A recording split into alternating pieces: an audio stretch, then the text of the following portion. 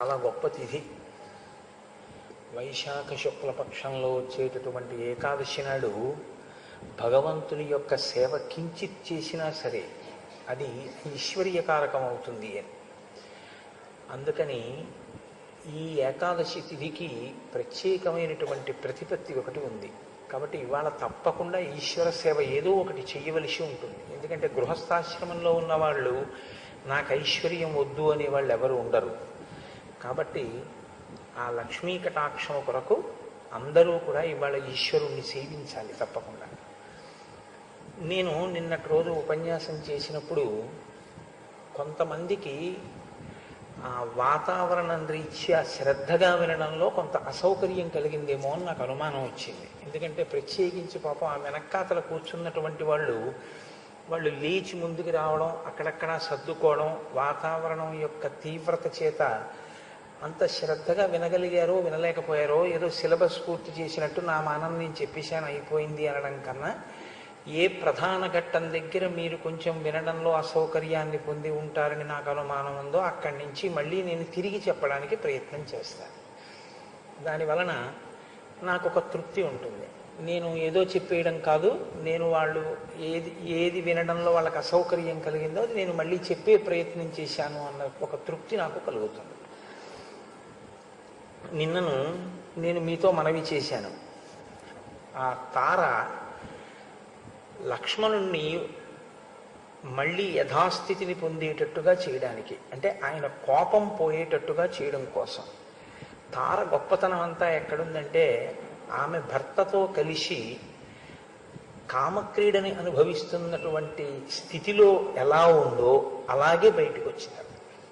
ఎందుకనంటే ముందు అసలు అలా చూడగానే లక్ష్మణమూర్తి గొప్ప నడవడి కలిగినటువంటి వారు కాబట్టి సిగ్గు చెంది ఆయన తల వంచుకున్నారు. మిత్రుడి యొక్క భార్య ఆ స్థితిలో ఉన్న ఆవిడ్ని ఎదురుగుండా కళ్ళెత్తి చూసి మాట్లాడడానికి ఆయన సంస్కారం అనుమతించదు.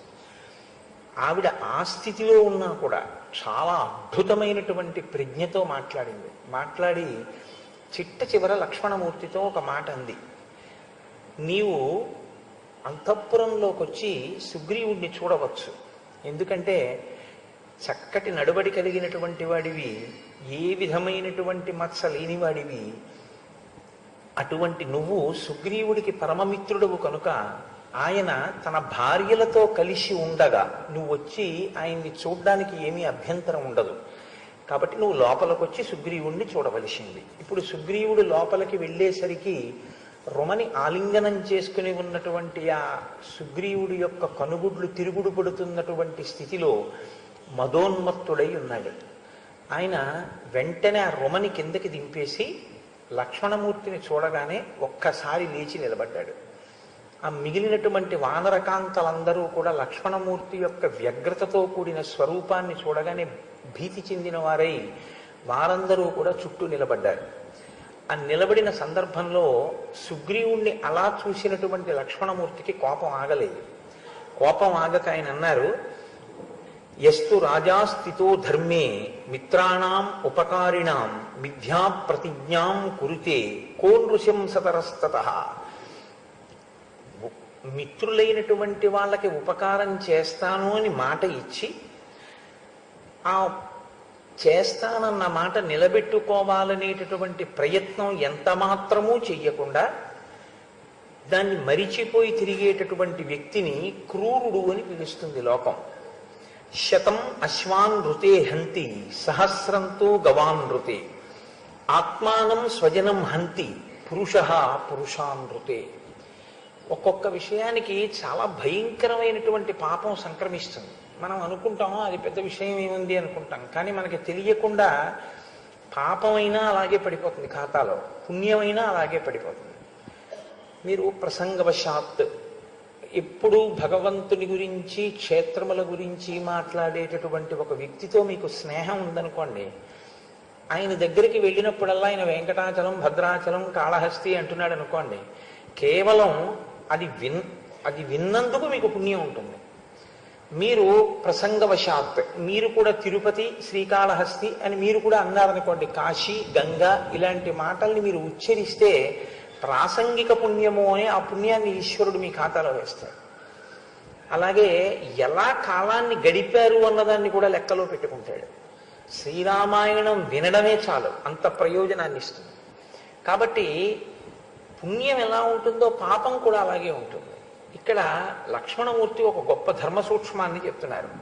శతం అశ్వాన్ ఋతే హంతి. ఒక గుర్రాన్ని ఇస్తాను అని ఎవడైనా ప్రమాణం చేసి ఆ గుర్రాన్ని ఇవ్వకపోతే, వాడొక గుర్రాన్ని ఇవ్వలేదు అని వెయ్యరు, 100 గుర్రములను చంపినటువంటి పాపం వాడి ఖాతాలో వేస్తారు. సహస్రంతో గవాన్ ఋతే. ఒక ఆవునిస్తాను అని ఆవుని ఇవ్వకపోతే 1000 ఆవుల్ని చంపిన పాపం వాడి ఖాతాలో వేస్తాడు. ఆత్మానం స్వజనం హంతి పురుష పురుషానృతి. నేను మీకు ఈ ఉపకారం చేసి పెడతాను అని మాట ఇచ్చి ఆ మాట తప్పినటువంటి వాడెవరుంటాడో, ప్రత్యుపకారం చెయ్యని వాడెవరుంటాడో అటువంటి వాడు తనని తాను చంపుకుని తన స్వజనాన్నంతటినీ కూడా చంపినటువంటి పాపం ఆయన ఖాతాలో వేస్తాడు. కాబట్టి ఇవాళ నువ్వు అంతటి ఘోరమైనటువంటి పాపాన్ని పొందపోతున్నావు. పూర్వం కృతార్థో మిత్రాణం నతత్ ప్రతికరోతి యః కృతఘ్న సర్వభూతానాం సవధ్య ప్లవగీశ్వర. మిత్రుల వలన పూర్వం ఒక ఉపకారమును పొంది తిరిగి ప్రత్యుపకారము చెయ్యనటువంటి వ్యక్తి ఎవరుంటాడో వాడిని కృతఘ్నుడు అని పిలుస్తారు. ఆ కృతఘ్నుడైనటువంటి వాడు వధింపబడాలి అని సర్వభూతములు కూడా కోరుకుంటాయి. అంటే సర్వభూతములు కోరుకుంటాయంటే దానికి అర్థం ఏమిటంటే కృతజ్ఞుడైనటువంటి వాడికి విధించవలసినటువంటి దండన ఇంకొకటి లేదు, కేవలము వధ మాత్రమే. అంటే వాడు చంపబడవలసి ఉంటుంది. పూర్వం చతుర్ముఖ బ్రహ్మగారు ఒకానొకప్పుడు అందరినీ ఉద్దేశించి ఒక మాట చెప్పారు. ఆ మాట లోకానికంతటికీ శాసనంగా ఉండిపోయింది. కిష్కింధకాండలో అత్యంత సారభూతమైనటువంటి శ్లోకములలో ఇదొకటి. మనుష్య జన్మ స్వీకరించినటువంటి వారు, స్వీకరించిన వారిని పొందినవారు అందరూ కూడా ఈ శ్లోకాన్ని చాలా జాగ్రత్తగా గుర్తుపెట్టుకోవలసి ఉంటుంది. బ్రహ్మగ్నేచ సురాపేచ చోరే భగ్నవ్రతే తథా నిష్కృతిర్విహితా సద్భిః కృతఘ్నే నాస్తి నిష్కృతి. బ్రహ్మగ్నేచ బ్రహ్మహత్య చేసినటువంటి వాడికి, అంటే చేసి ప్రాయశ్చిత్తం చేసుకోమని కాదు, తెలిసో తెలియకో బ్రహ్మహత్య చేస్తే, సురాపేచ కళ్ళు త్రాగినటువంటి వాడికి, ఎందుకంటే మహాపాతకాల్లో అదొకటి, సురాపానం చేయకూడదు కాబట్టి సురాపేచ, చోరే దొంగతనం చేసిన వాడికి, భగ్నవ్రతే తథా నేను ఒక వ్రతం చేస్తాను అని సంకల్పం చేసి ఆ వ్రతం చెయ్యకుండా విడిచిపెట్టినటువంటి వాడికి, నిష్కృతిర్విహితా సత్తి అటువంటి వారందరికీ కూడా ప్రాయశ్చిత్తం అనేటటువంటిది ఒకటి ఉంటుంది. అంటే అది చేస్తాను అని చెయ్యనందుకు లేదా ఈ తప్పు పని చేసినందుకు తత్పాపమును పోగొట్టుకోవడానికి ఒక క్రియాకలాపం ఉంటుంది. ఆ క్రియాకలాపంతో దానిని పోగొట్టుకోవచ్చు. అంటే నేను ఇప్పుడు ఈ మాట చెప్పినప్పుడు మీరు ఒకటి గుర్తుపెట్టుకోవాలి, సరే దాన్ని ప్రస్తావన చేస్తాను. కృతజ్ఞే నాస్తి నిష్కృతి. కానీ ఒక మాట ఇచ్చి నేను నిలబెట్టుకోనటువంటి వాడనైతే, అంటే నేను ఉపకారం చేస్తాను అని చెప్పి ఆ ఉపకారం చేయకపోతే, కేవలం ఉపకారం చేస్తానని చెప్పడం కాదు, మీ వలన నేను ఒక ఉపకారమును పొంది ఆ ఉపకారమును మరిచిపోయి మీకు ప్రత్యుపకారం చేస్తానని మాట ఇచ్చి కూడా తప్పితే అటువంటి వాడికి మాత్రం ఇక లోకంలో నిష్కృతి లేదు, వాడికి ఏ ప్రాయశ్చిత్తం లేదు, ఆ పాపం పాపంగా ఉండిపోతుంది. నేను ఈ మాట చెప్పినప్పుడు మీతో ఒక మాట చెప్పవలసి ఉంటుంది. పైన బ్రహ్మగ్నేచ సురాపేచ చోరే భగ్నవ్రతే తథా నిష్కృతిర్విహితా సద్భిః అని కదా అన్నారు. కాబట్టి వీటికి ప్రాయశ్చిత్తం ఉంది, అంటే వీటిని పోగొట్టుకోవడం అనేటటువంటి ప్రక్రియ ఒకటి ఉన్నది అని అంత తేలిక అని మీరు అనుకుంటున్నారేమో. పాపం ఎంత ఉంటుందో అంతకన్నా భయంకరంగా ఉంటుంది ప్రాయశ్చిత్తం. అదేమంత తేలిగ్గా ఏమి ఉండదు. అది చేసి ప్రాయశ్చిత్తం చేసుకుందాం అంటే అంత తేలిగ్గా చేసుకునేది కాదా ప్రాయశ్చిత్తం అని మీరు గుర్తెరగవలసి ఉంటుంది. లేకపోతే ఒక పొరపాటు ఆలోచన వస్తుంది, ఓహో ప్రాయశ్చిత్తం చేసుకోవచ్చు అనమాట, తప్పు చేస్తే దొంగతనం చేస్తే ప్రాయశ్చిత్తం చేసుకోవచ్చు అనుకుంటారు. కానీ కాదు, చాలా కష్టం. మీకు నేను ఒక ఉదాహరణ చెప్తాను మీ మనస్సుని బాగా పట్టుకోవడానికి. ఎందుకు చేయకూడదో ప్రాయశ్చిత్తం చేసుకోవడం ఎంత కష్టమో చెప్పడానికి. ఇంట్లో తన యందు ఆభిముఖ్యము కలిగి తన యందు పూర్ణముగా హృదయము పెట్టుకున్నటువంటిదై తనను పరిపూర్ణముగా ప్రేమిస్తున్నదై అన్ని విధములుగా ఆరోగ్యముతో ఉన్నదై ఆరోగ్యం ఉంటే కదండి మరి శారీరకంగా దంపతులు కలవడానికి ఆరోగ్యం కూడా అవసరమై ఉంటుంది. అన్ని విధములుగాను ఆవిడ శరీర ఆరోగ్యం మానసిక ఆరోగ్యం కూడా సహకరించినదై ఉండగా పురుషుడు ఆమెని విడిచిపెట్టి ఇంకొకరి వలన సంతానమును పొందిన ఇంకొక భార్యను స్వీకరించిన ప్రాయశ్చిత్తం ఏమిటో తెలుసా అండి? మీరు ఆశ్చర్యపోతారు చెప్తే. వెళ్ళిన వీధికి వెళ్లకుండా తల పూర్ణముండనం చేసుకుని, అంటే శిఖ లేకుండా పూర్ణముండనం చేసుకోకూడదు, శిఖ ఉండాలి. శిఖ లేకపోతే కర్మాధికారం పోతుంది. 6 నెలల పాటు వెళ్ళిన వీధికి వెళ్లకుండా ప్రతిరోజు చేతిలో భిక్షాపాత్ర పట్టుకుని ఇళ్ల ముందుకు వెళ్ళి, అమ్మా నేను నా యందు అనురక్త అయినటువంటి ఆరోగ్యవంతమైన భార్య ఉండగా ఆమెని కాదని వేరొక స్త్రీ యందు కామకుత్వమును పొంది ఆమెని అనుభవించిన వాడను. కాబట్టి ఈ పాప ప్రాయశ్చిత్తమునకు మీరు నా శరీరం నిలబడడానికి నాకు కొంచెం భిక్ష వెయ్యవలసింది అని అడిగితే ఏ ఆడదైనా భిక్ష వేసే ముందు ఛీ అంటూ వేస్తుంది. ఆ అన్నం వెళ్ళిన వీధికి వెళ్లకుండా 6 నెలలు తింటే ఆ పాపం పోతుందన్నారు. అంటే మీరు ఆలోచించండి, అవంత తేలిక ప్రాయశ్చిత్తాలు ఏం కావని మీరు గుర్తెరగవలసి ఉంటుంది. కాబట్టి ఏదో అన్నారు కదా శ్లోకంలో, కాబట్టి ఇదేదో చేస్తే ప్రాయశ్చిత్తం ఉంటుంది అనుకోకండి, అంత తేలికేం కాదు. కాబట్టి అసలు వాటి జోలికి వీటికి వెళ్ళకూడదు. వాటికే అయితే అసలు నిష్కృతి లేదంటే ఇంకా కృతజ్ఞతకి. మనం ఉపకారం పొందిన వారి పట్ల మనం అంత మర్యాదతో ప్రవర్తించవలసి ఉంటుంది అన్నది రామాయణం యొక్క సారాంశం. ఎందుకంటే శ్రీరామాయణము కృతజ్ఞత అన్న కోణంలో మీరు చూస్తే అసలు రామాయణ కావ్యాన్ని కృతజ్ఞతగా ఎన్ని చోట్ల చెప్తారో, ఎన్ని చోట్ల వస్తుందో ఈ కృతజ్ఞత అన్న మాట, ఎన్ని మాటలు వస్తుందో. సుందరకాండలో ప్రత్యేకించి దీనికి ఒక పెద్ద పీట. అతిథిక్కిల పూజార్హ ప్రకృతోపి విజానత అంటారు. కాబట్టి ఆ కృతజ్ఞత అన్న మాట మన జీవితంలో బాగా గుర్తుపెట్టుకోవాలి. ఇవాళ మన దౌర్భాగ్యం ఏమైపోయిందంటే కృతజ్ఞతతో బతకడం అనేటటువంటిది తెలివితేటలుగా బతకడం కిందకు వచ్చేసింది. చాలా తెలివిగా బతకడం అంటే ఏంటంటే కృతజ్ఞతతో బతకడం, చేసిన ఉపకారం మరిచిపోవడం, ఇంకొక ఉపకారం చేయకుండా గడిపేస్తుండడం జీవితం అనుకుంటాం. కానీ కాదు, పాపం జీవుడి ఖాతాలోకి వెళ్ళిపోతుంది. వెళ్ళిపోయిన తర్వాత వాడు దాన్ని అనుభవించవలసి ఉంటుంది. మీరు చూడండి, కృతజ్ఞత వలన ఒక ప్రయోజనం వస్తుంది. అంటే ప్రత్యుపకారం చేయడం, చేయకపోవడం వల్ల ఏదో మిగులుతుంది. మిగిలిన దాన్ని ఎవరు పంచుకుంటారు? శరీరంలోంచి వచ్చిన వాళ్ళు ఎవరో వాళ్ళు పంచుకుంటారు. చేసినటువంటి పాపం ఎవరు పంచుకుంటారు? ఎవ్వరూ పంచుకోరు. అక్కడేగా రామాయణం వచ్చింది. ఎవ్వరూ పంచుకోరు. దాన్ని ఎవరు అనుభవించాలి? జీవుడు అనుభవించాలి. ఇప్పుడు దాన్ని అనుభవించడానికి ఏం చేయాలి? ఓ శరీరం కావాలి. జీవుడు చేసిన పాపం కానీ పుణ్యం కానీ అనుభవించడానికి శరీరం ఇస్తారు తప్ప దీనికి ఇంకో ప్రయోజనం ఉంటుందని మీరు అనుకోకండి. దీనితో ధర్మం చేసి మీరు గట్టెక్కచ్చు. దీనితో మీరు చేసిన పాపపుణ్యముల యొక్క సుఖ దుఃఖములను మీరు అనుభవించవచ్చు. అంతే. బట్టి దాని ప్రయోజనం శరీరానికి అంతకన్నా ప్రయోజనం ఉండదు. కాబట్టి ఇప్పుడు కృతజ్ఞతా దోషమునకు వెయ్యవలసినటువంటి దండన ఈశ్వరుడు వేసి శరీరాన్ని ఇచ్చాడు అనుకోండి, అప్పుడు ఏమవుతుంది? అది అనుభవించడంలో చాలా కష్టం వస్తుంది. అది ఎవ్వరూ అనుభవించరు. ఎంత బాధపడిపోతాడో. ఒక పుట్టుకతో అంధుడయ్యాడు అనుకోండి, పుట్టుకతో అంధుడై ఓ 96 ఏళ్ళు బతికాడు. ఏమిటి ఆయన జీవితం మీరు ఆలోచించండి, ఎంత కష్టంగా ఉంటుందో మీరు ఆలోచించండి. పాపం చేయడం చాలా తేలిగ్గా ఉంటుంది, కానీ దాని ఫలితాన్ని అనుభవించేటప్పుడు వచ్చిన పెద్ద సమస్య ఏమిటంటే దాన్ని ఎవ్వరూ పుచ్చుకోరు. దాని వలన వచ్చేటటువంటి ద్రవ్యం ఏది ఉంటుందో ద్రవ్యాన్ని పనిచేసుకుంటాడు తప్ప ఈ జీవుణ్ణి ఉద్ధరించేవాడు ఉండడు. అందుకే కొడుకును ఒక్కడిని నమ్మవద్దు అని చెప్పింది శాస్త్రం. కొడుకును ఒక్కడిని నమ్మితే వాడు ఏదో చేస్తాడనుకుంటే పొరపాటు. వాడితో పాటు కొంతమంది కొడుకులు ఉంచుకో అని చెప్పింది. కొంతమంది కొడుకులు ఉంచుకో అంటే ఓ నుయ్యి తవ్వించి ఉంచు. జీవుడి శరీరాన్ని వదిలేయచ్చు. అలా వెళ్ళిపోతూ ఓ మహానుభావుడికి దాహం వేసి ఆయన అందులో నీళ్లు తోడుకుని కాసి నీళ్లు తాగుతాడు. ఒక పరమభక్తుడు నీళ్లు తాగినటువంటి పుణ్యం ఈ జీవుడు వెళ్ళిపోయినా ఈయన ఖాతాలో వేస్తాడు.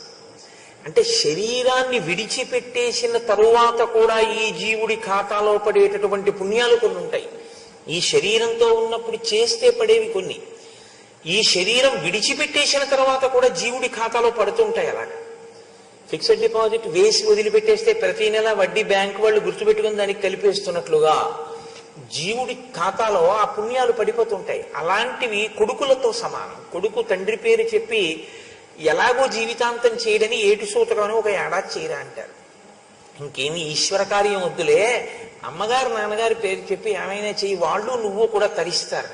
అయ్యో పాపం వాళ్ళు కొడుకుని కన్నారు, అన్నీ వీడికి పెట్టారు తప్ప వాళ్ళు చేసుకున్న పుణ్యం లేదు, ఓ ఏడాది నువ్వు చేయరా అంటారు. వాడు ఏమడుగుతాడో తెలుసా అండి, నేను మీకు యథార్థం చెప్తున్నాను. ఏటి సూత్రం అంటే గుళ్ళోకి వెళ్ళకూడదా అండి అని అడుగుతాడు అంతే. అవునండి, మీరు కొండ మీదకి వాటి మీదకి వెళ్ళకూడదు, పీటల మీద కూర్చోకూడదు, వ్రతములు చేయకూడదు అన్నారు అనుకోండి, వాడు ఏం చేస్తాడంటే కొండ మీదకి వెళ్ళడు, వ్రతాలు చేయడు, ఈ ఏడాదిలో ఉన్న ఈశ్వర కార్యం కూడా మానేస్తాడు తప్ప తల్లిదండ్రులు ఉద్ధరింపబడడానికి ఈ ఏడాదిలో ఏం చెయ్యాలో అది మాత్రం చేయడు. తను చెయ్యవలసింది కూడా మానేయడానికి మంచి అవకాశం దొరికిందని వదిలేస్తాడు. కాబట్టి కొడుకుని నమ్మి నువ్వు అలా ఉండిపోకు. ఏమో వాడి చిత్తస్థితి ఎలా ఉంటుందో, వాడు ఎలా మారతాడో. నువ్వు కొంతమంది కొడుకులు ఉంచుకో ఉంటుంది. ఒక పూల తోట, ఒక దేవాలయ ప్రాంగణంలో తన చేతులతో ఒక బిల్వ వృక్షాన్ని వేసి రోజు నీళ్లు పోసి పెంచాడు. ఆ బిల్వ వృక్షం పెద్దదైంది, తను వెళ్ళిపోయాడు. ప్రతిరోజు బిల్వదళాలు పోసి పరమశివుడికి పూజ చేస్తున్నారు. శివుడి మీద బిల్వదళం పడ్డప్పుడల్లా జీవుడి ఖాతాలో పడుతుంటుంది. ఇది రేపు పొద్దున పనికొస్తుంది, ఆ జీవుడు ఉద్ధరిస్తుంది ఎక్కడో. కాబట్టి కొడుకు ఎంత చెయ్యగలడో ఇవంత చెయ్యగలవు. కాబట్టి పుణ్యమైనా అంతే, పాపమైనా అంతే. కాబట్టి ప్రాయశ్చిత్తం అన్న మాటని మీరు తేలిగ్గా తీసుకోవద్దు అని నా మనవి. అందుకని ప్రాయశ్చిత్తం చేసుకోవచ్చు అన్న వాటి జోలికి అసలు వెళ్లకుండా ఉండడమే శ్రేయస్కరం. అటువంటి వాటి జోలికి వెళ్ళకూడదు. ఎందుకంటే నేను ఎందుకు భయపడి దీనికి వివరణ చేస్తున్నానంటే, శ్లోకం అలా ఉంది కదా అని మీరు దాన్ని అలా చూడకూడదు. దాని యథార్థ దృష్టితో దాన్ని చూడవలసి ఉంటుంది. కాబట్టి బ్రహ్మగ్నేచ సురాపేచ చోరే భగ్నవ్రతే తథా నిష్కృతి విహితా సత్వే కృతజ్ఞే నాస్తి నిష్కృతి. అనార్యస్త్వం కృతఘ్నశ్చ మిథ్యమాదీచ వానరా పూర్వం కృతార్థో రామస్య నత ప్రతికరోషియత్. నీవు అనార్యస్త్వం, నీవు రుజువర్తన కలిగినటువంటి వాడివి కావు, నీచుడవు, కృతఘ్నుడవు, అసత్యమును పలికేటటువంటి వాడివి. పూర్వము రాముని వలన ఉపకారమును పొంది ఇప్పుడు ఆయనకి ప్రత్యుపకారము చెయ్యడానికి సిద్ధంగా లేనటువంటి వాడివి.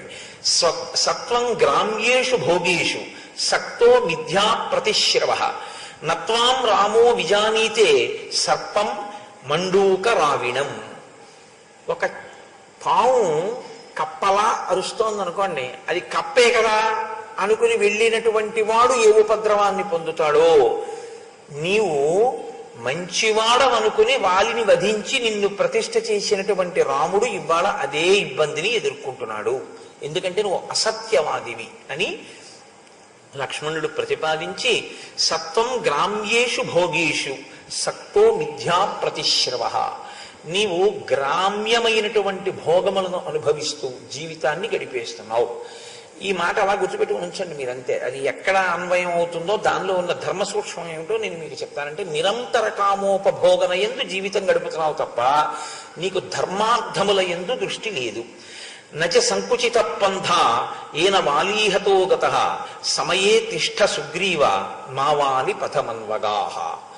రాముడు నీతో చెప్పమన్నాడు, వాలి వెళ్ళినటువంటి మార్గము మూతపడిపోలేదు. ఈ విషయాన్ని నువ్వు తెలుసుకో. నువ్వు ఆ విషయాన్ని తెలుసుకుని ఉంటే నీవు చెయ్యవలసిన పని చెయ్యకపోతే ఆ మార్గంలో నీవు కూడా వెళ్ళవలసి ఉంటుందని రాముడు చెప్పాడు. అంటే వాలి మృత్యువుని పొందాడు, నువ్వు పొందుతావని. ఇప్పుడు తార జోక్యం చేసుకుంది వెంటనే. అంటే సంపుతానన్న మాట దాకా వచ్చేసింది కదా. ఇప్పుడు లక్ష్మణుడిని శాంతింపచేయాలి. ఆ కోపం అలా పెరిగిపోవడానికి వీలేదు. ఎందుకంటే జవాబు చెప్పగలిగిన స్థితిలో సుగ్రీవుడు లేడు, తెలిసిపోతోంది. హఠాత్ పరిణామం. లక్ష్మణుడి కోపం పెరుగుతోంది. ఎందుకంటే ఆ శ్లోకాల తీరు మీరు చూస్తే ఏ నిలకడతో వచ్చాడో ఆ నిలకడతో లేడు. కోపం పెరుగుతూ చంపేస్తాను స్మా అన్న వరకు వచ్చేసాడు. ఇప్పుడు తార జోక్యం చేసుకుని, నిజానికి సుగ్రీవుడు ఏ స్థితిలో ఉన్నాడో తార కూడా అదే స్థితిలో ఉంది. అయినా ఆవిడ మాట్లాడగలదు. ఆవిడ శక్తి అది, ఆవిడ బుద్ధి అది. ఈశ్వరుడు ఒక్కొక్క ప్రాణికి ఒక్కొక్క శక్తిని ఇస్తాడు. అందుకే కిష్కింధకాండలో తార ఒక పెద్ద మెరుపు అన్నాను నేను మీతో. ఆవిడంది నై నైవం లక్ష్మణ వక్తవ్యో నాయం పరుషమర్హతి హరీణామీశ్వర శ్రోతుం తవ వక్త్రాద్విశేషతః. నాయనా లక్ష్మణ, నువ్వు అలా మాట్లాడకూడదు. అంతంత మాటలు అనిపించుకోవలసినటువంటి పరిస్థితిలో ఉన్నవాడు సుగ్రీవుడు కాడు. ఎందుకంటే రెండు కారణములున్నాయి. ఒకటి, హరీణాం ఈశ్వర, ఆయన వానరములకన్నిటికీ ప్రభువు. ఒక ప్రభువుని అంత నిందించి మాట్లాడడం అన్నది మంచి పద్ధతి కాదు. తర్వాత, తవ వక్త్రాద్విశేషతః, నీ నోటి వెంట అసలు రాకూడదు. ఎందుకో తెలుసా? ఇది తార ప్రజ్ఞ అంటే. అవతల వాళ్ళ యొక్క బలహీనత ఏమిటో, ఏ కారణం వల్ల ఈ తప్పు చేశాడో, ఏ కారణం వల్ల కాలాన్ని లెక్కలోకి తీసుకోలేకపోతున్నాడో, ఇంతకుముందు ఎంత కష్టపడి ఇప్పుడు భోగం అనుభవించాడో, ఈ రెండిటి యొక్క తేడా రాముడికిచ్చిన మాట మరిచిపోయేటట్టు చేసిండు. దీన్ని నువ్వు దృష్టిలో పెట్టుకోగలిగినటువంటి సమర్థుడవు. అటువంటి వాడివి ఆ పరిస్థితిని లెక్కలోకి తీసుకోకుండా అంతంత పెద్ద పెద్ద మాటలు నీ నోటి వెంట అనకూడదు. ఎందుకంటే నీకు సుగ్రీవుడు రాముడు ఎంతో అటువంటి వాడు. కాబట్టి ఒక అన్నగారు తప్పు చేస్తే తమ్ముడికి అంత అధిక్షేపించే అధికారం లేదు. కాబట్టి నువ్వు అంతంత మాటలు అనకూడదు. నైవా కృతజ్ఞ సుగ్రీవో నశఠో నాపి దారుణ నైవాన్ మృతకథో వీర నజిహ్మాశ్చ కపీశ్వర. ఆయన నజిహ్మశ్చ, సుగ్రీవుడు కృతజ్ఞత లేనివాడు కాడు. శఠుడు అంటే లోపల ఒకటి పెట్టుకుని పైకి ఒకలా మాట్లాడేవాడు, అటువంటి వాడు కాడు. దారుణమైన మనస్సున్నవాడు కాడు. పైగా అనృత కథో అంటే అబద్ధాలు చెప్పేటటువంటి స్థితి ఉన్నవాడు కాదు. జిహ్మశ్చ, కుటిలుడైనటువంటి వాడు కాడు. ఇవన్నీ కాకపోయినా, అతని మనసు అటువంటిది కాకపోయినా, అతని చేతులలో లేని స్థితిలో ఒక పొరపాటు జరిగిపోయింది, ఆలస్యం అయిపోయింది ఉపకారం చేయడంలో. రామప్రసాదాత్ కీర్తించ కపిరాజ్యంచ శాశ్వతం ప్రాప్తవానిహ సుగ్రీవో రుమాం మాం చ పరంతప. శత్రువులను తప్పింపచేసి చేయగలిగినటువంటి పరాక్రమము ఉన్న ఓ లక్ష్మణ, రాముని యొక్క అనుగ్రహంగానే ఇవాళ సుగ్రీవుడికి కీర్తి వచ్చింది, రాజు అన్న కీర్తి. కపిరాజ్యంచ శాశ్వతం, దొరకదనుకున్న వానర రాజ్యం శాశ్వతంగా దొరికింది సుగ్రీవుడికి. రుమాం, అసలు ఏ భార్య తన నుంచి విడిపోయిందో ఆ భార్యని పొందాడు. మాంచ, నన్ను కూడా పొందాడు అంటే తార. మాంచ పరంతప, ఇద్దరు భార్యల్ని పొందగలిగాడు. ఇది రామానుగ్రహమే. సుదుఃఖం శయిత పూర్వం ప్రాప్యేదం సుఖముత్తమం ప్రాప్తకాలం న జానీతే విశ్వామిత్రో యథాముని. ఆయన కోపం ఎలా పెరిగిందో ఈవిడ మాట గొప్పతనం అలా వెళ్ళింది. ఆవిడంది, చాలా కాలం కష్టాలు పడ్డాడు కదయ్యా, ఏ భోగం అనుభవించాడు? ప్రాణభీతితో కొండలు పట్టుకు పరిగెత్తాడు, ఋష్యమూక పర్వతం మీద తలదాచుకున్నాడు, ఓ పర్వత గుహలో ఉన్నాడు.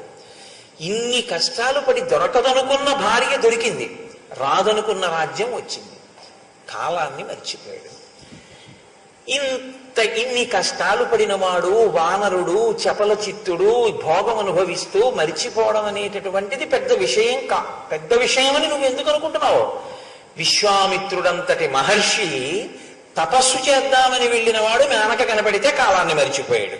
ఈయన మరిచిపోవడం పెద్ద గొప్పయా అంది. ఇప్పుడు ఎలా వాదిస్తాడంటే లక్ష్మణుడు, ఇప్పుడు వాదన పెంచాడు అనుకోండి, విశ్వామిత్రుడిని తీసుకొచ్చింది. ఇప్పుడు గురువు గారిని నింద చేయించడానికి అవకాశం వచ్చింది.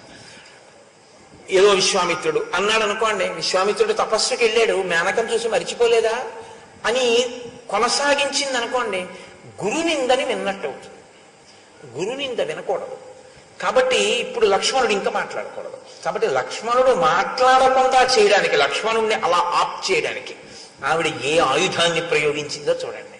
అది తార యొక్క విజ్ఞత అంటే. అని ఆవిడంది, సహి ప్రాప్తం న జానీతే కాలం కాలవిదాంబర విశ్వామిత్రో మహాతేజా కిం పునర్య పృథగ్జన.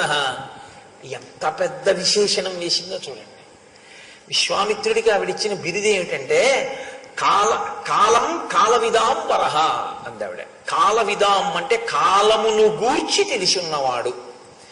కాలమును గూర్చి పరిపూర్ణంగా తెలుసున్నటువంటి విశ్వామిత్రుడు, తపస్సు చేయడానికి వెళ్ళిన విశ్వామిత్రుడు కాలాన్ని మరిచిపోయి మేనకతో కామం అనుభవించాడు.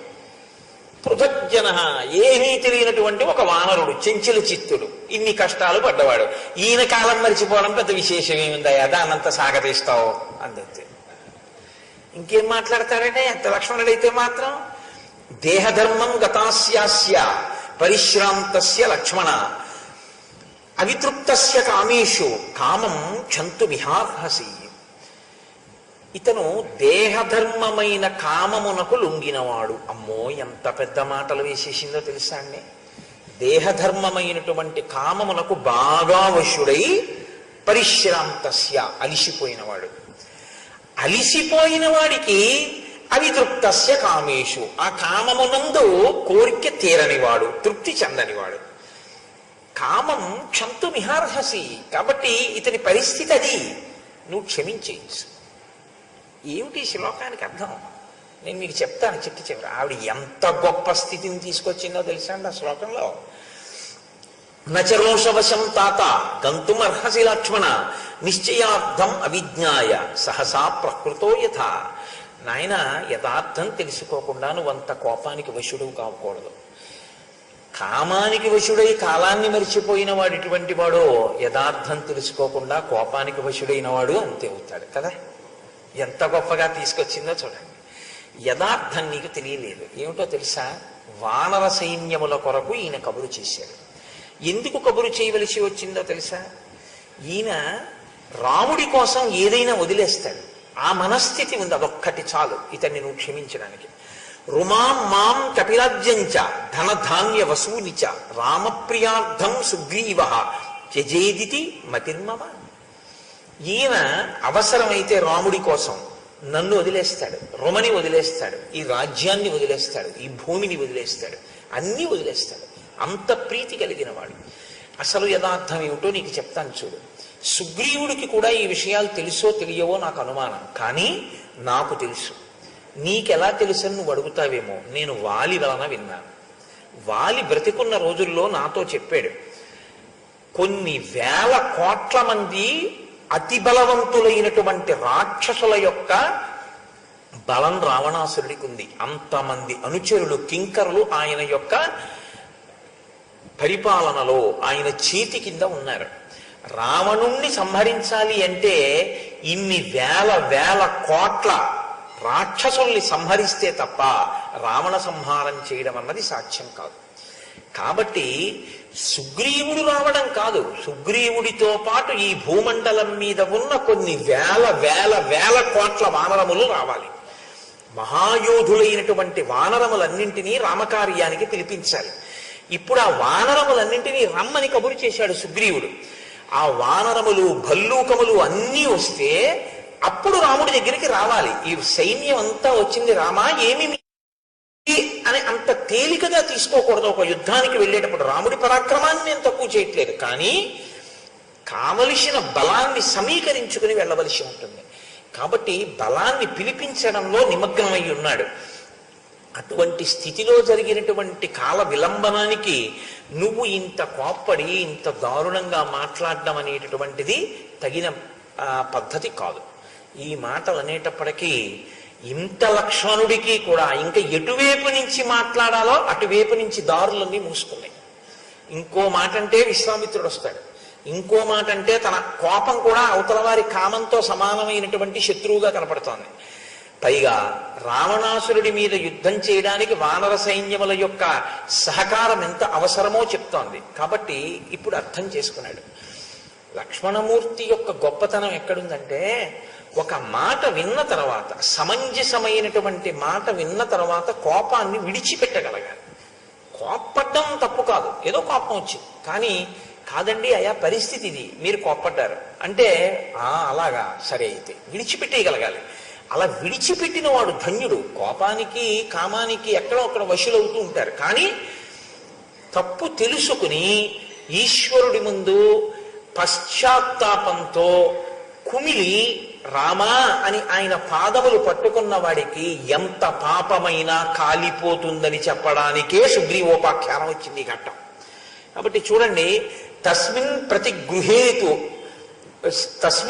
ప్రతిగృహీతేతు వాక్యే హరిగణేశ్వర లక్ష్మణాత్ సుమహత్ త్రాసం వస్త్రం క్లిన్న మివాత్యజత్. ఒక తడిసిపోయినటువంటి బట్టని పురుషుడు ఎలా విడిచిపెట్టేస్తాడో, తడిసిపోయిన బట్టతో ఉండకూడదు కదండి, అందుకని తడిసిపోయిన బట్ట విడిచిపెట్టేస్తాడు. అలా లక్ష్మణమూర్తి కూడా తార యొక్క మాటలు వినగానే ఆ కోపాన్ని విడిచిపెట్టేశాడు. విడిచిపెట్టి ప్రసన్నుడుగా నిలబడ్డాడు. నిలబడ్డాక ఇప్పుడు సుగ్రీవుడికి అవకాశం వచ్చింది, ఇప్పుడు మాట్లాడడానికి ధైర్యం వచ్చింది. కథకంఠగతం మాల్యం చిత్రం బహుగుణం మహత్ చిచ్ఛేద విమదశ్చాసీత్ సుగ్రీవో వనరేశ్వర. ఒక్కసారి లేచి నిలబడి తన మెడలో వేసుకున్నటువంటి హారములన్నిటినీ కూడా తింపేసేసి అవతల పారేసేసి ముక్కలు చేసి లేచి నిలబడ్డాడు. నిలబడి ప్రణష్టా శ్రీశ్చ కీర్తిశ్చ కపిరాజ్యంచ శాశ్వతం రామప్రసాదాత్ సౌమిత్రే పునఃప్రాప్తం ఇదం మయా. నేను ఏ శ్రీని, ఏ ఐశ్వర్యాన్ని పోగొట్టుకున్నానో, ఏ కీర్తిని పోగొట్టుకున్నానో, ఏ రాజ్యాన్ని పోగొట్టుకున్నానో అవి నాకు రామప్రసాదంగా లభించాయి. కహ శక్త తస్య దేవస్య ఖ్యాతస్య స్వేనకర్మణ తాదృశం విక్రమం వీర ప్రతికర్తుం అరిందమ. రామచంద్రమూర్తి ఏ పనినైనా సాధించాలి అనుకుంటే ఆయన యొక్క పరాక్రమమే ఆయనకి చాలు తప్ప ఇంకా మిగిలిన వాళ్ళ యొక్క అవసరం ఆయనకి లేదు. ఆయనకి లేకపోయినా ప్రతికర్తుం అరిందమ, నేను కేవలంగా ఏమిటంటే ఆయన వెంట ఉండడమే కానీ నిజంగా నేను ఆయనకి ప్రత్యుపకారం చేయగలిగిన వాడినే. నాకు రాజ్యం ఇచ్చాడని నిజంగా సీతమ్మని తీసుకురావడానికి రావణ వధ రాక్షస వధ నేనే చేసేది, రాముడే చేస్తాడు. కానీ నేను ప్రత్యుపకారం చెయ్యగలిగిన వాడనన్న అతిశయం నా యందు లేదు. రాముడే సర్వం, ఆయనే చేస్తాడు. నా అదృష్టం ఏమిటంటే రాముడికి సుగ్రీవుడు సాయం చేశాడన్న కీర్తిని నాకు ఇవ్వడానికి నన్ను తీసుకెళ్తానంటూ నా సాయం ఏదో అవసరమైనట్లు మాట్లాడుతున్నాడు. కానీ నిజానికి నా సాయం రామచంద్రమూర్తికి అవసరమా? అక్కర్లేదన్నాడు. ఎంత పెద్ద మాట అండి అది నిజంగా. సీతాం ప్రాప్స్యతి ధర్మాత్మ వధిష్యతి చ రావణం సహాయమాత్రేణ మయా రాఘవ స్వేన తేజస. రావణుణ్ణి వధించడం కానీ సీతమ్మని తిరిగి పొందడం కానీ ఆ రామచంద్రమూర్తి తన యొక్క తేజస్సు చేతనే చేస్తారు, తన పరాక్రమంతోనే చేస్తారు. నేను ఆయనకి చేసే ఉపకారం ఏమి ఉండదు యథార్థానికి. కేవలం ఆయన్ని అనుగమిస్తాను, ఆయనతో పాటు వెడతాను. వెళ్ళినందుకు నాకింత కీర్తిని ఆయన కట్టబెడతారు తప్ప నిజంగా రాముడికి నేను ఉపకారం చేయలేండి, నేను చేసేది ఏం లేదు అని. ఇది కించిదతిక్రాంతం విశ్వాసాత్ ప్రణయేనవా ప్రేష్యస్య క్షమితవ్యం మే నకశ్చిన్నా అపరాధ్యతి. ఇది చాలా అందమైనటువంటి శ్లోకం. ఆయన అన్నాడు, ఇది కించిదతిక్రాంతం విశ్వాసాత్ ప్రణయేనవా ప్రేష్యస్య క్షమితవ్యం మే నకశ్చిన్నాపరాధ్యతి. నాయనా లక్ష్మణ, నేను కొంచెం ఆలస్యం చేసిన మాట పరమ యథార్థం. కానీ రాముడు ఉపకారం చేశాడు, ఇప్పుడు మనం చేయకపోతే ఏమిట్లే పెద్ద ఈ మన్నేం చేయగలడు అన్న బుద్ధితో మాత్రం కాదు. రెండు కారణముల వలన నేను చేశాను. ఒకటి విశ్వాసాత్, నేను కొంచెం ఆలస్యం చేసినా రాముడు నన్నేమి చేయడు, నా మిత్రుడు అనేటటువంటి నమ్మకం. రెండు ప్రణయేనవా, ఆయన యందు నాకున్న ప్రేమ చనువు, ఆ ప్రేమ వల్ల అలా ఏం అనరండి పర్వాలేదు మనం చెప్పుకోగలంలే అని ఒక చొరవ. ఈ రెండింటి వల్ల తప్పు చేశాను తప్ప కావాలని రాముడికి ఉపకారం చెయ్యకుండా తప్పించుకుందామన్న భావన మాత్రం నా యందు లేదు. ఒకవేళ ఈ లోకంలో నకశ్చిన్నాపరాధ్యతి, ఇది రామాయణంలో జీవం, మీరు పట్టుకోవాల్సింది. ఇప్పుడు పాపం జరిగిపోయిందండి, ఏదో తప్పు చేసేసారు, ఇప్పుడు దానికి ప్రాయశ్చిత్తం లేదు, ఇంకా మీరు దాన్ని అనుభవించడం తప్ప మీరు చెయ్యగలిగింది లేదు అని నేను తీర్పు చెప్పాను అనుకోండి. అప్పుడు మిమ్మల్ని ఆదుకునేవాడన్నవాడు ఎవడు లేడు అని నేను చెప్పినట్టు. తప్పు చెయ్యని వాడు ఎవరు అని అడుగుతున్నాడు సుగ్రీవుడు. యథార్థం కదండి, తప్పు చెయ్యని వాడెవడు? ప్రతివాడు తప్పు చేసిన వాడే. కానీ నేను తప్పు చేశాను అని రాముడి దగ్గర చెప్తే క్షమించడానికి రాముడు సిద్ధంగా ఉంటాడు. ఇది మీరు పట్టుకోగలిగి ఉంటారు. రామాయణం వినడానికి ప్రయోజనం ఏమిటంటే మీరు మీ పక్క వాళ్ళకి చెప్పక్కర్లేదు, మీరు చేసిన తప్పుని చాలా పశ్చాత్తాపంతో రామచంద్రమూర్తికి చెప్పి క్షమార్పణ వేడుకుంటే ఆ పాపమును మీరు అనుభవించవలసిన అవసరం లేకుండా రాముడు తీసివేయగలడు. మీరు నమ్మవలసి. ఇదే ఆయన యుద్ధకాండలో కూడా ప్రతిజ్ఞ చేశాడు. కాబట్టి ఇప్పుడు నన్ను క్షమించవలసింది అని అడిగాడు. వెంటనే లక్ష్మణమూర్తి అన్నారు, సర్వదాహి మమ భ్రాత సనాథో అనరీశ్వర తయా నాధీన సుగ్రీవ ప్రసృతేన విశేషత. నీ వంటి గొప్ప మిత్రుడు నా అన్నయ్యకి లభించిన తరువాత నా అన్న అనాథ ఎలా అవుతాడు? నేను అనాథుణ్ణి అని అంటున్నాడు రాముడు. కాదు, నీ వంటి మంచి మిత్రుడు లభించిన తరువాత రాముడు సనాథుడు, మంచి నాథుడున్నవాడు. భగవంతుట అంత పొంగిపోతాడు. ఒక్క ముందుకొచ్చి నిజంగా ఆయన సంతోషించేది ఎప్పుడు అంటే పశ్చాత్తాపంతో ఈశ్వరుడికి మన తప్పు చెప్పినప్పుడు.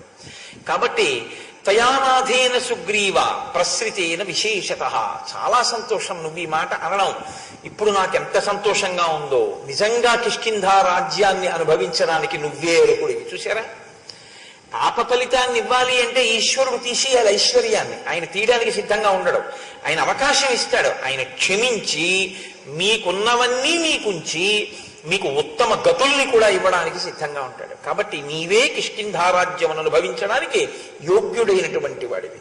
కాబట్టి కింతు శీఘ్రమితో వీర నిష్క్రామత్వం మయా సహా శాంతయస్వ వయస్యంచ భార్యాహరణ దుఃఖితం. నీ స్నేహితుడు నా అన్నగారు రాముడు భార్య రావణుని చేత అపహరింపబడిందన్న శోకంతో ప్రశ్రవణగిరి గుహలో ఉన్నాడు. చాలా కాలం అయిపోయింది నువ్వు స్నేహితుడిని చూసి. స్నేహితుడన్నవాడు కనపడి ఒక ఓదార్పు మాట మాట్లాడితే సంతోషంగా ఉంటుంది కదా. అందుకని నువ్వు బయలుదేరి వచ్చి ఒక్కసారి రాముడితో నువ్వు అంత దుఃఖం పొందవద్దు అని చెప్తే రాముడు ఓదార్పుని పొందుతాడు అని. యచ్చ శోకాభిభూతస్య శ్రుత్వా రామస్య భాషితం మయాత్వం పరుషాన్యుక్తః తచ్చత్వం క్షంతుమర్హసి. రాముడు కన్నుల వెంట నీరు పెట్టుకున్నటువంటిది స్థితిని చూడలేక, రాముడు కఠినంగా మాట్లాడితే ఆయన బాధని జీర్ణం చేసుకోలేక, నేను నీతో కఠినంగా మాట్లాడాను, నేను కఠినంగా నీతో మాట్లాడినందుకు నువ్వు నన్ను క్షమించు అని లక్ష్మణమూర్తి అడిగారు. అది వాళ్ళ సంస్కారం. అది నిజంగా మహోత్కృష్టమైన సంస్కారం అండి. కడుపులో ఆ తప్పు అన్న భావన కలగగానే పరిపూర్ణ హృదయంతో చెప్పగలగాలి, అయ్యా నన్ను మన్నించండి, పొరపాటైంది, నేను క్షమింపబడదను గాక అనాలి.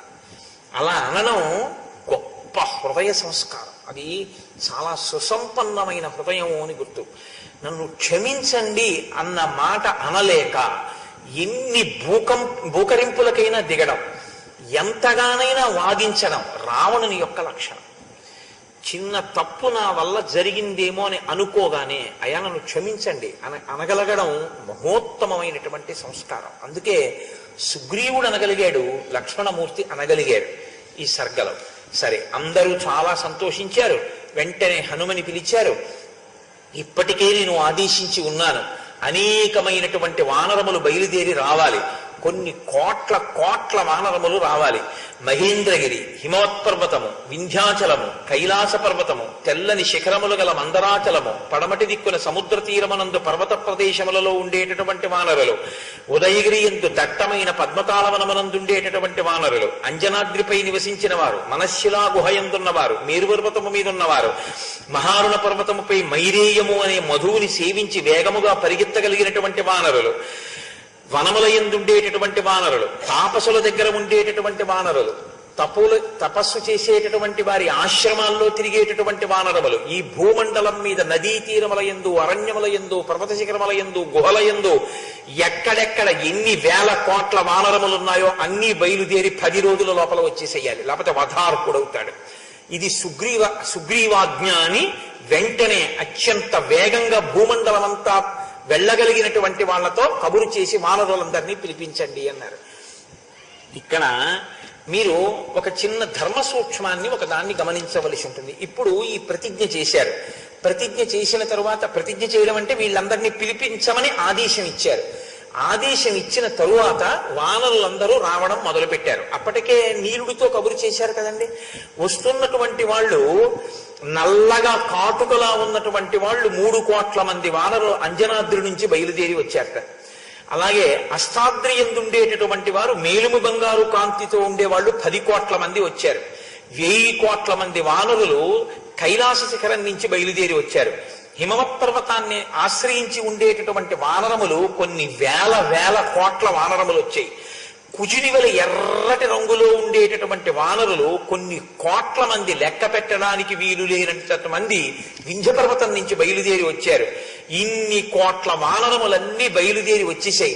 మిగిలినటువంటి వానరములు కూడా 1-2 రోజుల్లో బయలుదేరి వస్తాయి. కాబట్టి ఇప్పుడు సుగ్రీవుడు రామచంద్రమూర్తి దగ్గరికి వెళ్ళాడు. ఈ వచ్చినటువంటి వాళ్ళు అప్పటికే కొన్ని వేల వేల కోట్లు, వీళ్ళందరూ పర్వత శిఖరముల మీద కూర్చుని ఉన్నారు. కూర్చుని ఉంటే సుగ్రీవుడు రాముడి దగ్గరికి వెళ్ళాడు. ప్రశ్రవణ పర్వత గుహలో ఎక్కడ కూర్చుంటాడండి ఆయన? ఒక రాతి బండ మీద కూర్చోవాలి. ఆ కూర్చుని ఉన్నటువంటి రాముడి దగ్గరికి వెళ్ళి పాదయోహపతితం మూర్ధ్య తముద్ధాస్య హరీశ్వరం ప్రేమ్నాచ బహుమానాచ్చ రాఘవ పరిషస్వజే పరిష్వజ్య చ ధర్మాత్మ నిషీదేతి తతో బ్రవీత్ తం నిషణ్ణం తతో దృష్ట్వా చితౌ రామో బ్రవీద్వచః ధర్మమర్థంచ కామంచ యస్తు కాలే నిషేవతే విభజ్య సతతం వీరా స రాజా హరిసత్తమ హిత్వా ధర్మం తదార్థంచ కామం యస్తు నిషేవతే స వృక్షాగ్రే యథాసుప్తః పతిత ప్రతిబుధ్యతే అమిత్రాణాం వధే యుక్తో మిత్రాణాం సంగ్రహే రతః త్రివర్గ ఫలభోక్తాతు రాజా ధర్మేణ యుజ్యతే. ఆ రామచంద్రమూర్తిని చూడగానే ఆయన పాదములకు తన తల తగిలేటట్టుగా, కిరీటం తగిలేటట్టుగా పాదములకు తల తాటించి నమస్కరించారు. నమస్కరిస్తే రామచంద్రమూర్తి వంగి భుజాలు పట్టుకుని పైకెత్తి, నాయనా సుగ్రీవా ఎంత ప్రేమ కలిగిన వాడవోయ్ అని ఆలింగనం చేసుకున్నారు. ఒక్క మాట, ఏమైపోయావు ఇన్నాళ్ళు, ఏ లక్ష్మణుడి పంపిస్తే వచ్చావా అని అనలేదు. మీరు గుర్తించవలసి ఉంటుంది.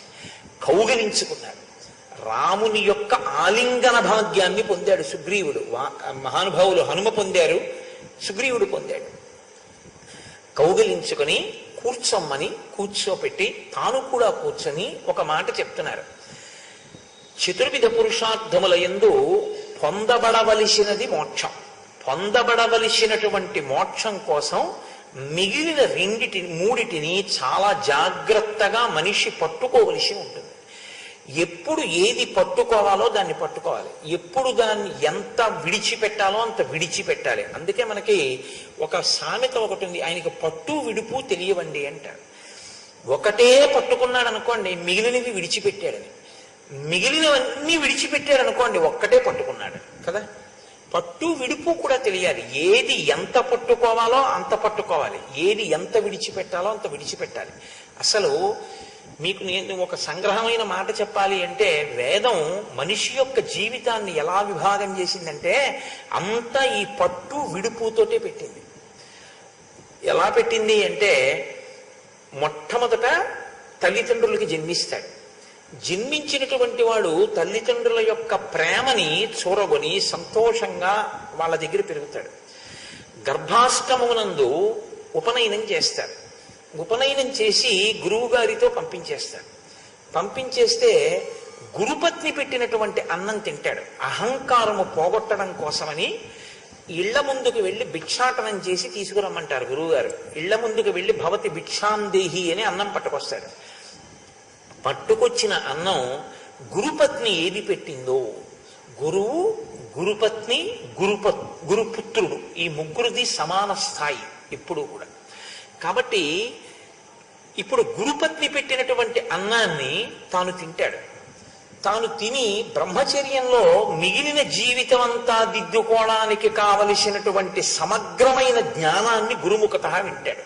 అందుకే ఆ కాలంలో భోగం ఏముండదు. ఇంకా జుత్తు దువ్వుకోడు, తాంబూలం వేసుకోడు, అన్నానికి రుచి అడగడు, శయనం నిద్రపోవడం అనేటటువంటిది తల్పం మీద ఎన్నడూ పడుకోడు.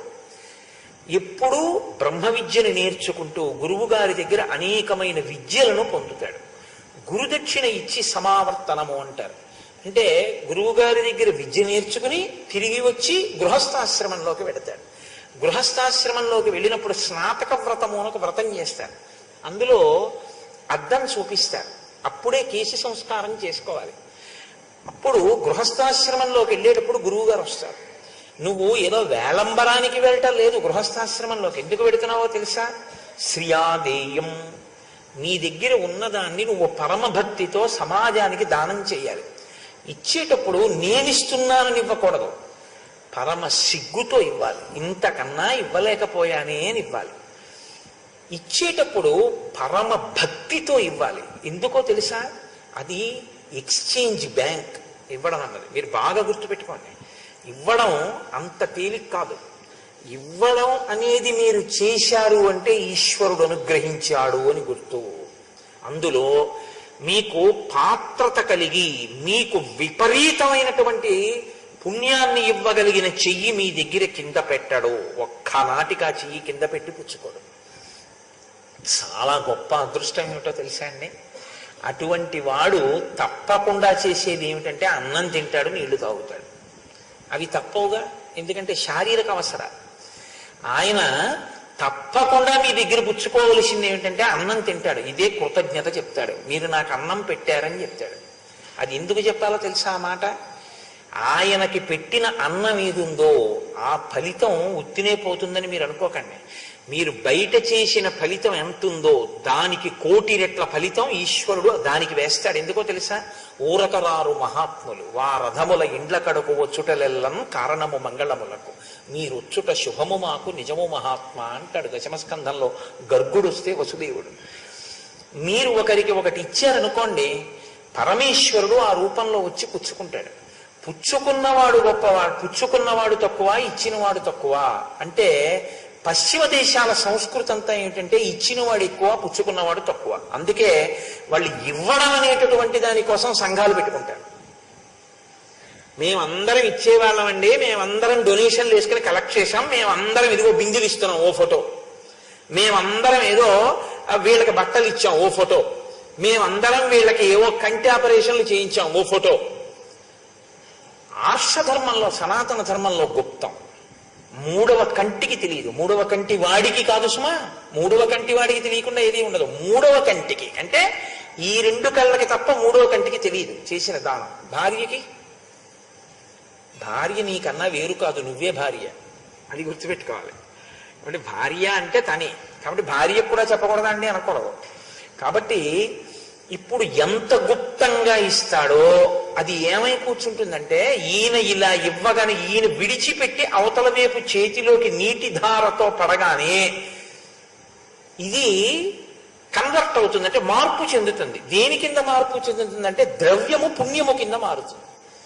మీరు ఇక్కడ మీకు ఏదో 1,00,000 రూపాయలు ఉన్నాయండి, అమెరికా వెళ్తున్నారు, బ్రీఫ్ కేసులో 1,00,000 రూపాయలు పట్టుకుని మీరు విమానం ఎక్కడ దిగి టీ మనం 100 రూపాయలు ఇస్తే ఆంధ్ర పారేస్తాడు చెత్తపుట్టలకి. ఇక్కడ 100 రూపాయలు అక్కడ పనికిరాదు. మీరు ముందు State Bank of India foreign exchange కౌంటర్కి వెళ్ళి ఈ డబ్బులు ఇచ్చి డాలర్లు పుచ్చుకోవాలి. పుచ్చుకుని డాలర్లు బ్రీఫ్ కేసులో పెట్టుకుని అమెరికా అడిగితే టీయో కాఫీయో ఇస్తారు. ఆ డాలర్ ఇస్తే మార్చుకోవాలి. ఎక్స్చేంజ్ బ్యాంక్ ఏమిటంటే దానం. మీరు ఇవ్వాలి, ఇస్తే ఏమవుతుందంటే పుణ్యం వస్తుంది. ఈ పుణ్యం ఏం చేస్తుందంటే మిమ్మల్ని మీ వారిని రక్షిస్తుంది. ఏ పుణ్యం అడ్డు పెట్టి మీ వాళ్ళని కాపాడాలి ఈశ్వరుడు? వాడికి ఏదో వచ్చింది ప్రమాదం, ఏది చూసి ఆపాలి? ఇప్పుడు మీరు చేసిన పుణ్యం ఏదైనా ఉంటే.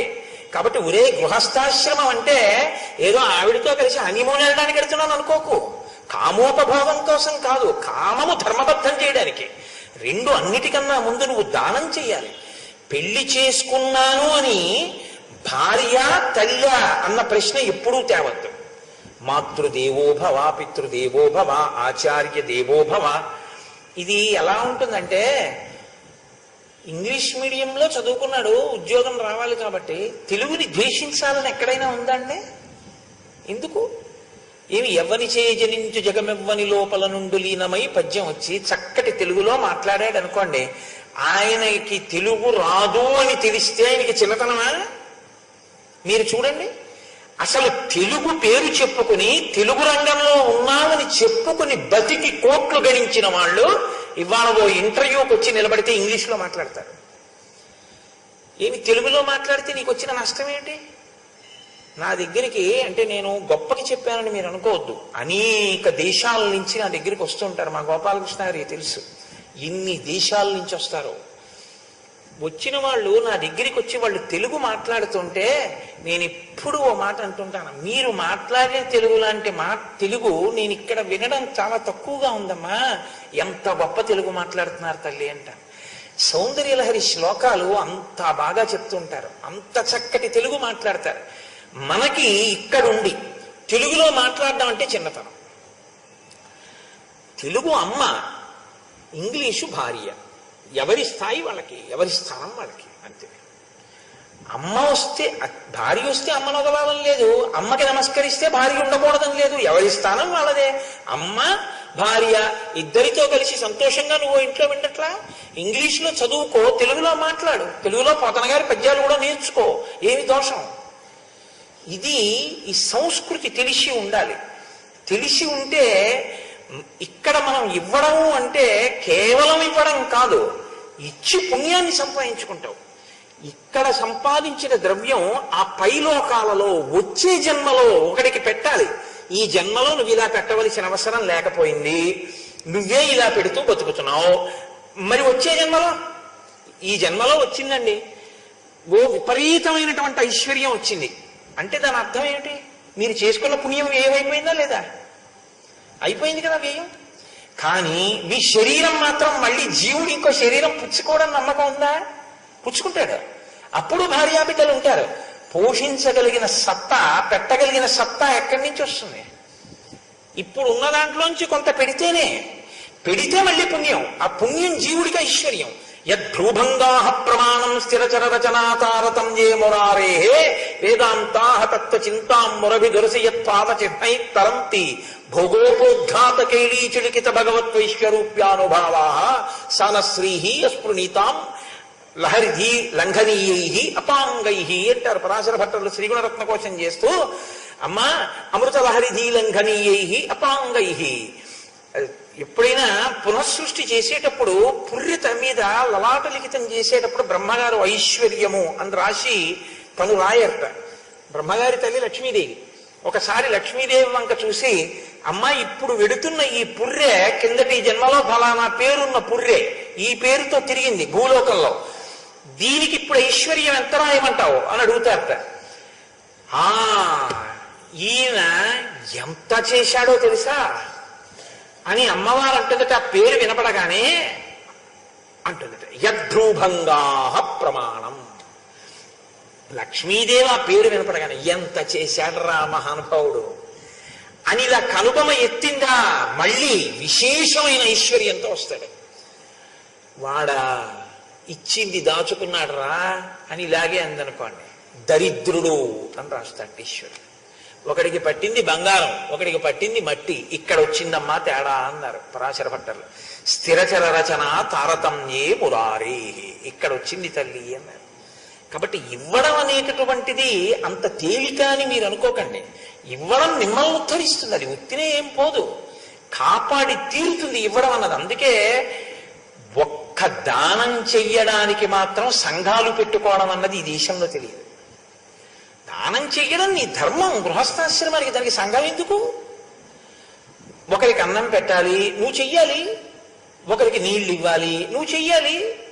ఇప్పుడు నేను మొన్నటి రోజున మీతో మనవి చేశాను, వైశాఖ మాసం రాగానే మనం చెయ్యవలసినటువంటి అతి గొప్ప పని ఏమిటంటే చలివేంద్రం పెట్టాలి ఆ రోజున.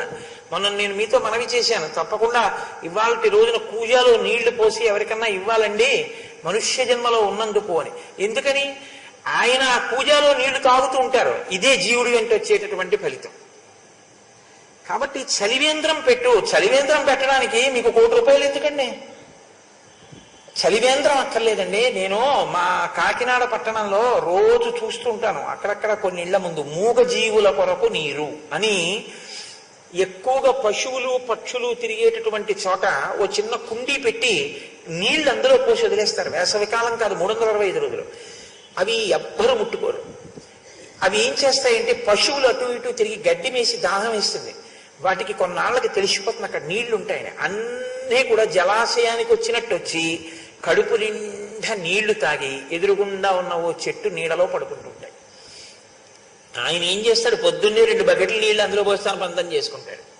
కానీ ఒక ఆవు ఆ నీళ్లు తాగింది, దాహంతో ఉన్న ఒక పక్షి ఆ నీళ్లు తాగింది, ఈయన పని చేసుకుంటున్నాడు. ఎంత గొప్ప ఫలితం పట్టుకెళ్ళి జీవుడికి వేసేస్తుంటారో తెలుసా అండి? మీకు తెలియకుండా నడిచిపోతుంటుంది.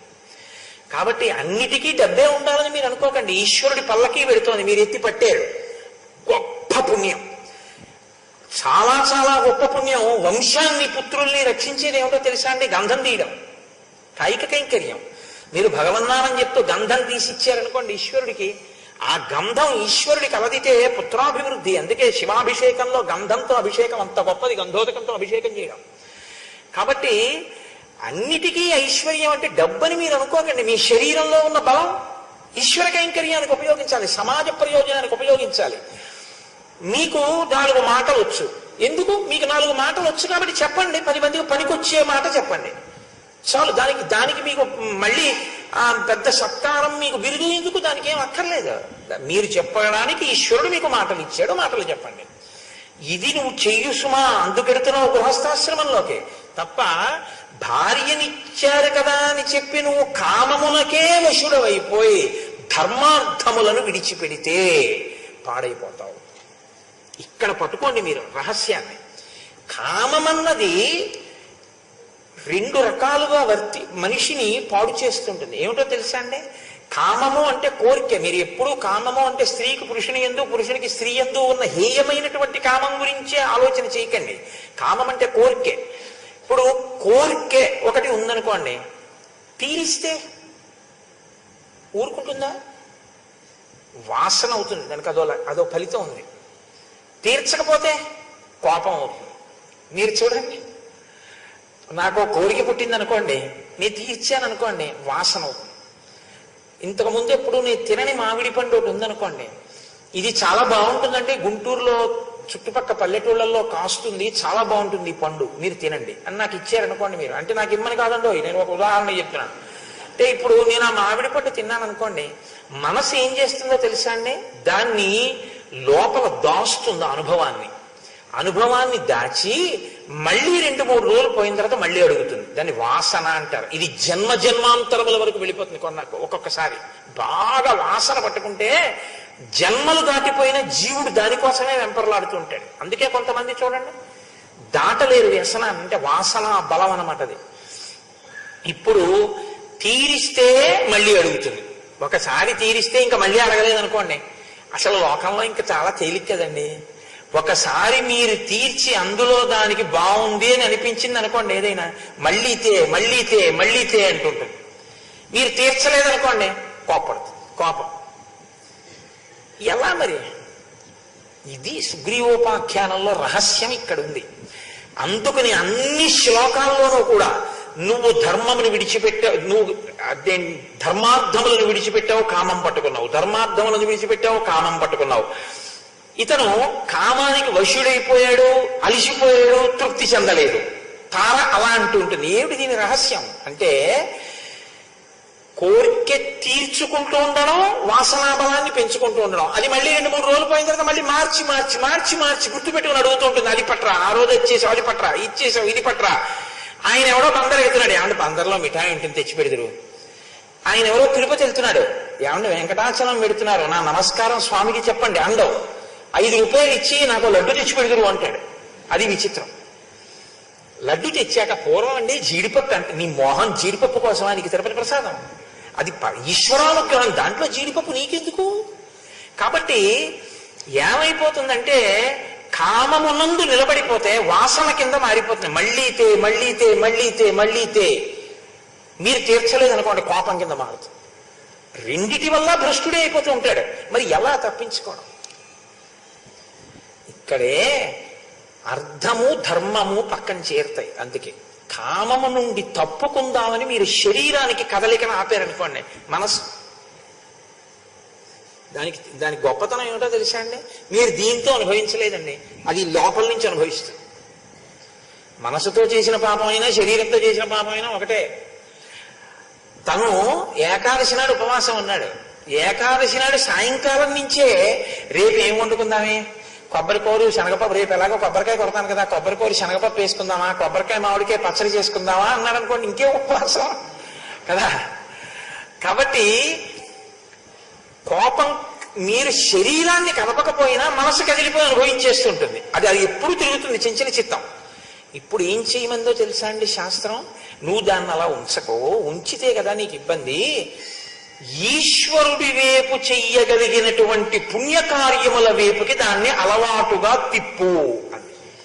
అంటే ఇప్పుడు లేవగానే పొద్దున్న సంధ్యావందనం చెయ్యి, మీరు దానికి అలవాటు చేశారనుకోండి, కొన్నాళ్ళు పోయాక ఏం చేస్తున్నా తెలుసా, మీరు సంధ్యావందనం చేయకుండా టీవీ చూస్తున్నారు, అమ్మో సంధ్యావందనం చేయాలి కదా, సంధ్యావందనం చేయాలి కదా, వాడు అలా నోరు వేసుకుని ఓ అది ఇచ్చాడు కదా 42 రోజులు అని జ్ఞాపకం చేస్తుంది. అదే జ్ఞాపకం చేస్తుంది. ఏనుగు